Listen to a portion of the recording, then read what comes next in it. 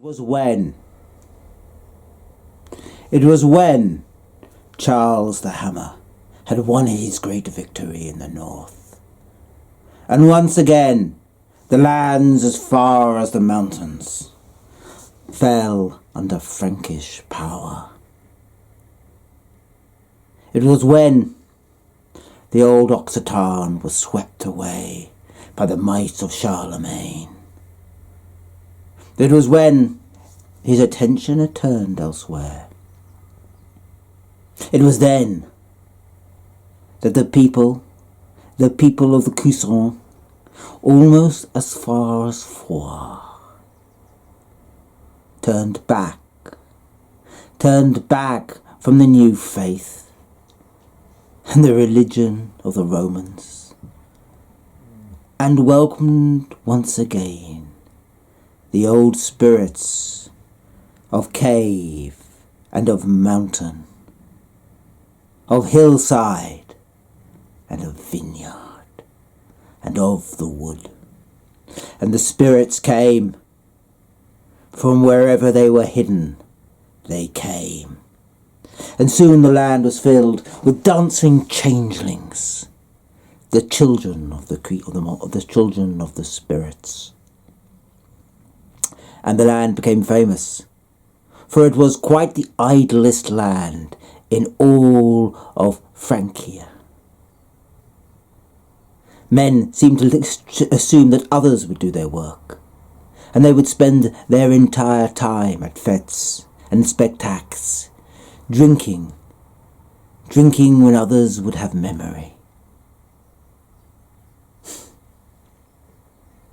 Well, in his far court, Charlemagne heard of the disaster, as it was called to him, of the south. Men had renounced the counts of Couserans and the counts of Foix, and were going their own way. They were not ploughing as they should. They were not paying their tithes, even to the church, as they must. And Charlemagne heard of the dragon and the giant. He heard of the demons dancing, of the dwarf rising. And he knew if he was going to bring order to the land, he would have to act. And so he called his 12 great paladins, led by Roland himself and Oliver. And they swore a holy binding oath, the kind of oath they could not break, that they would not leave the lands of the south until the power of all the spirits was driven out. And Roland and Oliver and the rest came down with war upon Couserans. And that war was surprisingly long and fierce, for the changelings of the spirits fought back, and men took one side or t'other, as mood and fit and fancy took them. But at the last, great Roland slew the dragon as it issued from its cave at Masdesil. You can see it there, writhing at the southern entrance. And on its back he put the holy cross to keep it dead, where now is Christ the Saviour. At the same time, Oliver led the assault against the giant of Montvallier. He took the giant's keep, threw it down. But the keep is still there, that strange flat top of the valley, of the mountain, seen from the valley, the very top of the old castle of the giants. Well, the demon of dance and drink, they drove him and all his changelings down from the hills, down into the cathedral square of Foix. And there under the cathedral they had prepared a special circular chapel, like a pit, but holy. And there they drove the demon as the sun rose upon All Saints' Day, and closed the door with a clang. And the abbot blessed the door and sealed it. Men say the demon is still there, under the Cathedral of Foix. But far off in the north, Charlemagne had other matters. For the crusade against the Wend had become bitter and difficult, and he greatly needed his paladins sent once again to his aid. So he wrote to Roland and required that he returned. Now Roland, knowing his master, knew that he must return, nephew as the king as he was. But he thought the oath has not yet been fulfilled. So he called Martin, Sir Martin, the youngest of all the holy paladins, and he said, "The quest will lie with you. We must ride to the north." And Martin said, "But how will I do it alone?" And Roland said, "You might be the youngest of us, but you are one of the most resourceful. You will find a way." And so he rode north with Oliver and his horn by his side, and all the other paladins, and Martin was left alone. And Martin thought, well, if I'm alone, I'm going to have to find help. And so, putting on a disguise, he went down to Saint-Geran and asked them what they knew of the goblin. And they all said exactly the same story, that he was a party ruiner. For if any spectacle or any fete was happened, the goblin was sure to turn up and demand all the drink, for he had a pride in his ability to drink wine, while all his followers, all his changelings, would start fights and get utterly drunk. And so no dance could be had in the land, no party or no spectacle. And and Martin smiled. And then he requested of Charlemagne that Charlemagne sent his special heady wine, that rare wine of the south, made in the vineyards of the emperor, that wine that is now called port. But it was stronger in those days, more like communion wine. And Charlemagne sent him a great cask. And then in a little fete, Martin opened the cask and declared that he would give another cask quite as big to anyone who could outdrink him. And he had no sooner said that, when by his side there was a little goblin. And all around the square, the changelings of the goblins looking leery and looking for alcohol and things to drink and fights to start. But the goblin turned to Martin and said, "Are you wanting a drinking competition with me?" And Martin said, "Yes. And if you win, I'll give you another vat of this fine wine." "Ha! It's taking money from a pup," said the goblin. "I'll get myself ready." And he took off his coat and the rest. While he was doing it, Martin put a great big cloak on himself, and under his throat he tied one of those leather wallets that the men of the north hold wine in, and it lay upon his body like a belly. And the goblin looked him up and down and said, "You're fat. I'll show you who's the better drinker, thin as I am." And he took then a great flagon of the wine, and he drank it straight off. Now, it was far heavier than any wine he was used to, and he swayed slightly and moved and rubbed his face. And while he did it, Martin made to drink his great flagon. But when the goblin was looking unawares, Martin quietly poured the wine, not into his mouth, but into the bouchon, the other mouth of the wallet, and it went down, and his stomach, that is the wallet, started to bulge. And so it was, drink upon drink he matched the goblin, until by dawn the cask, the great cask that Charlemagne had sent, was empty, And the goblin, who was very drunk by this time, said, "Oh, well, what are we going to do now? Because I haven't won, and nor have you. What will we do now?" And Martin said, "Why, are you a wimp? We must get the wine that we have had and swap it over. I will now drink your wine and you'll drink mine, and we'll get even drunker." "How will we do that?" said the drunken goblin. "Like this," said Martin. And he took a great bowl and he cut open with a sharp knife the wallet on his stomach, and all the wine flowed out. "There's your wine to drink. Now give me mine." And he gave the sharp knife to the goblin. And the goblin, before anyone could stop him, split open his stomach, and so died.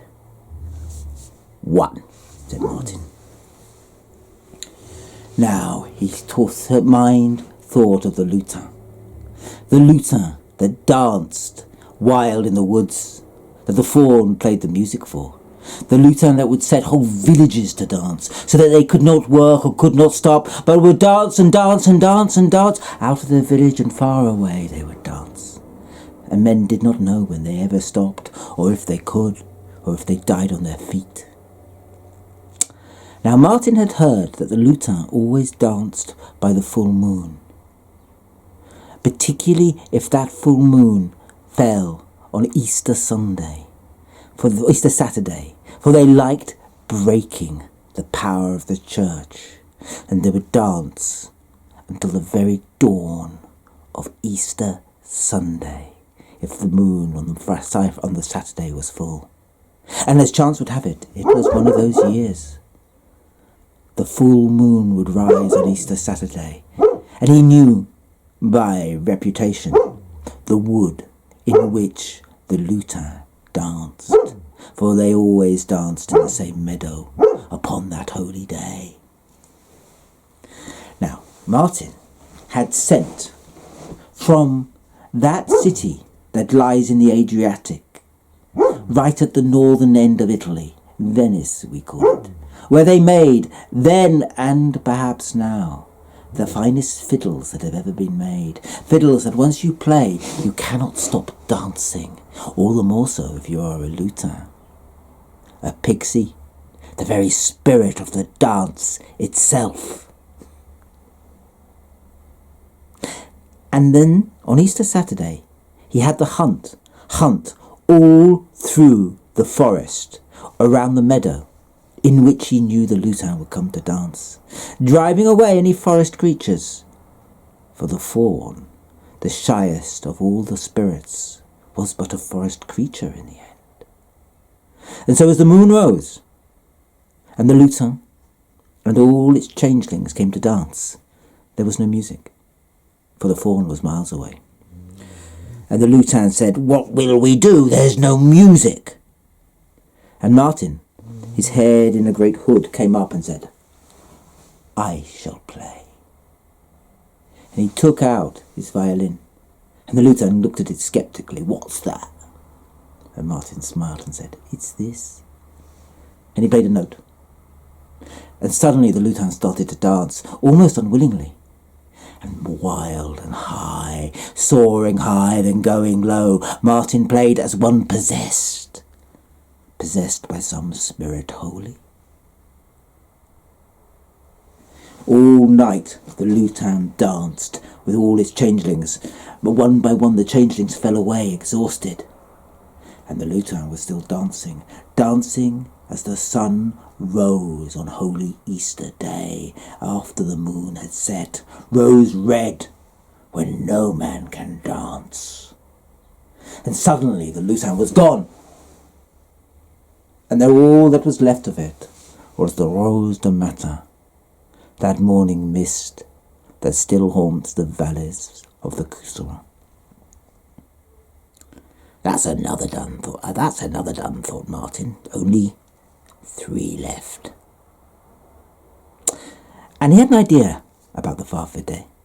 He had been talking to the mushroom pickers, and they said that the Farfadet lived in the dark of caves and revelled in the dark, and it was in the dark of the moon he would come out and devour men, for he liked the taste of human flesh, And Martin smiled. And then he asked the mushroom pickers to take him to the deepest cave they knew. And they took him to a cave not far from here, where the clay bisons lie. Deep inside that cave he found a chasm, and the mushroom pickers pointed at it and said, "That goes so far we do not know where." And Martin looked above it, and there was a choke with many stones, and he smiled. And then he had a blacksmith of Foix, make a grill or grate, a great door hinged in the dark, and he put it there where the chasm began, right up to the top of the ceiling it went. And then by the chasm he put tinderbox and lantern, and then he marked very carefully the way out, knowing it by touch, feel and smell. And then he went to those chasms near Foix, near Tarascon, where he knew the Farfadet lived, and he called to the dark and said, "Anyone who can go further than me in the chasms I know may eat me, but if I go further than they must leave this land alone. Farfadet, Farfadet, spirit of the dark, will you take my wager?" And suddenly the bogle, the Farfadet, was there and said, "Of course I shall. Of course I shall, for you are a fine, soft, plump human." And he pinched Martin. "It'll be just taking butter." And so Martin, in the dark of the moon, led the Farfadet to those caves where the bisons are. And he turned to the Farfadet and said, "No lights." And the Farfadet laughed and said, "None at all. I'd blow them out if you lit them even." And down and down and down into the cavern they went, until they came to that point that Martin knew the gates was near at hand, the gate that had a spring lock, had a key that once clicked shut would never undo. And then he feigned fear, and he said, I cannot go further. If you go 10 paces more, you and all your changelings, you'll be able to come back and eat me in the dark." And the Farfadet smiled and said, "Come on." And he heard the Farfadet, the bogle, and his changelings go 10 paces further. And just as they started to laugh, suddenly the cave was filled with a clang. For Martin had closed the iron door, which clicked shut. And then he lit his lantern and laughed. But before they could curse him at all, he moved up. He pulled back the rock that was holding all the stones back of that choke point he had noted, and there was a landslide. Martin jumped back as far as the bison, and the Farfadet and his changelings were caught. They're there in the dark to this day. Nearly done, thought Martin, nearly done. Now, he knew how he was going to trap the dwarf, for the dwarf loved the Couseron, loved the custard of the Couseron. And so he declared one day at market in Saint-Germain that he would bake the largest crustard that had ever been baked. And the one who could eat the largest crustard that had ever been baked would have this mountain of gold. And sure enough, there was a mountain of gold, filled with the golden crowns of Charlemagne there. And Martin had dug by it a great oven, and put in it fuel, ready to light. And then he declared his challenge. Would anyone be able to eat the pie that he was going to bake? And suddenly there was somebody by him once again. "Well, I'll eat it, of course." And there was the dwarf, enormously fat it was, for it did adore the pastry almost as much as it loved the gold. But something Martin knew about dwarfs. They are always suspicious of humans. They always sense a trick. "But how do I know you're really going to bake the largest pie that has ever been? You might give me this pie, but bake yourself a bigger. How do I know that you will give me the biggest of them all?" And Martin said, "I mean no trick. Why don't you go into the oven and inspect it there. You will see a huge pie. You and all your changelings, go and measure it. Think if you could think of another bigger. And so, carefully, the dwarf, the nun, and all the changelings went into the deep oven. And there indeed was a huge pie crust with a huge pie case over it. And they lifted up the pie case, but it was empty.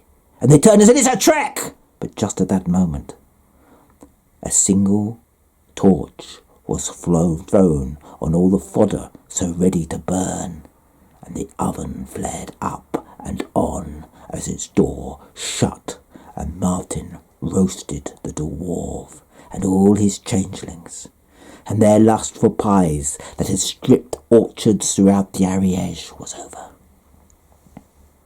Now Martin's triumph was not long-lived, for he received communication from Charlemagne that he required all his paladins to come. And so Martin was commanded to ride north, but also he could not break his oath. And so in reply he asked for Charlemagne for something from his hoard, for Charlemagne had the largest collection that was ever made, the largest collection of powerful old artifacts.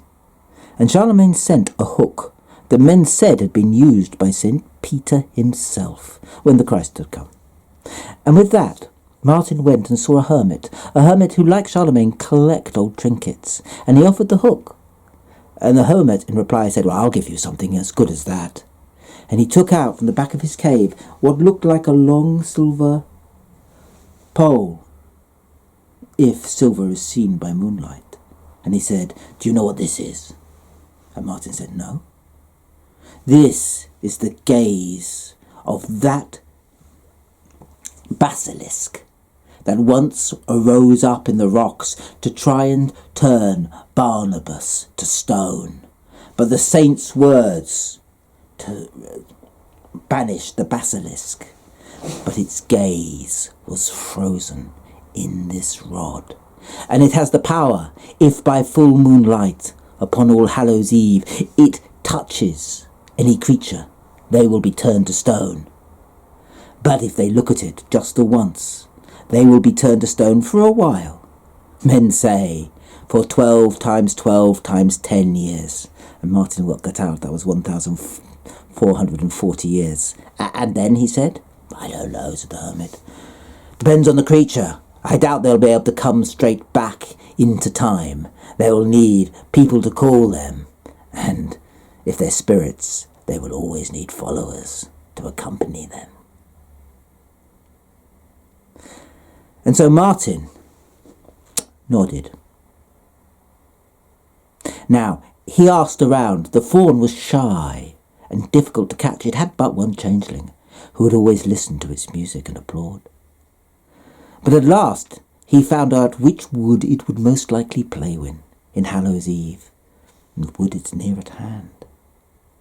And Martin hid in the wood, at the place he thought most likely for the fawn to come and dance, hoping to tap him with the staff as the moon rose. But as chance would have it, he was about 100 yards from the fawn, when the moon rose and it begun to play, and his changeling was watching, and Martin stood up, and the fawn looked at Martin. So Martin levelled the rod full at the face of the fawn, and it was frozen in the moonlight, turned in a moment to stone, as the staff vanished.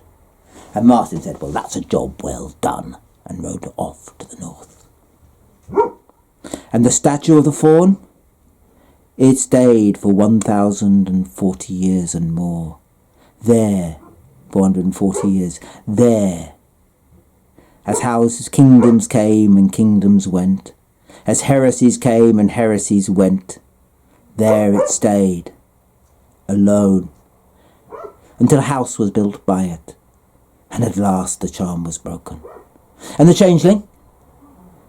Men do not know. Some say he must have lived out his life, but others that he retreated to a tower close to the statue to wait for those days when his spirit should arise. But the wise have pointed out what the hermit already knew, that a faun would not play alone. It needed the lutan to dance to his music in the end, and it would not come back unless humans welcomed it home.